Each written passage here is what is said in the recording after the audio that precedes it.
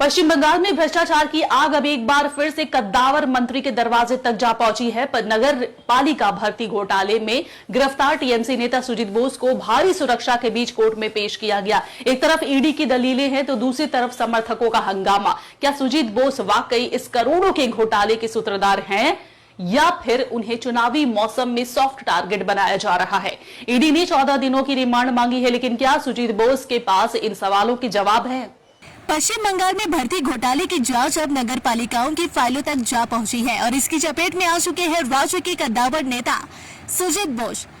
आज कोलकाता के विशेष पीएमएलए अदालत में जब सुजीत बोस को लाया गया तो नजारा किसी छावनी जैसा था। भारी सुरक्षा, सीआरपीएफ की तैनाती और बाहर समर्थकों की गूंजती नारेबाजी के बीच सुजीत बोस को पेश किया गया। ईडी का दावा है कि दक्षिण दमदम नगर पालिका में जो अवैध नियुक्तियां हुई उसके पीछे सुजीत बोस का सीधा हाथ था। एजेंसी का आरोप है कि नियमों को किनारे रखकर चहेतों को नौकरियां बांटी गई और इसके बदले मोटी रकम का लेन देन हुआ। अदालत के भीतर ईडी के वकीलों ने साफ तौर पर कहा कि सुजीत बोस जांच में सहयोग नहीं कर रहे हैं और सवालों को घुमा रहे हैं। जांच एजेंसी अब उस मनी ट्रेल यानी पैसों के रास्ते तक पहुंचना चाहती है जो इस घोटाले की जड़ है। इसके लिए ईडी ने 14 दिनों की रिमांड की मांग की है। दूसरी तरफ सुजीत बोस के वकीलों ने इन सभी आरोपों को सिरे से खारिज कर दिया। बचाव पक्ष का तर्क है कि ये पूरी कार्रवाई केवल राजनीतिक प्रतिशोध है ताकि तृणमूल कांग्रेस के नेताओं की छवि को खराब किया जा सके। कोर्ट में उनकी खराब सेहत का हवाला देते हुए जमानत की अपील भी की गई है, लेकिन इस पूरी कानूनी लड़ाई के बीच बीजेपी नेताओं के बयानों ने आग में घी डालने का काम किया है।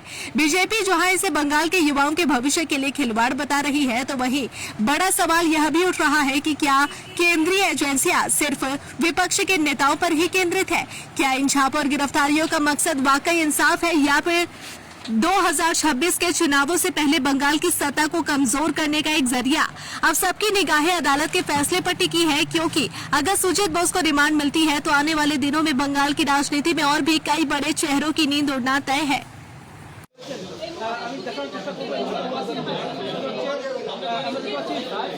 আপনার বিরুদ্ধে অভিযোগ উঠছে সেটা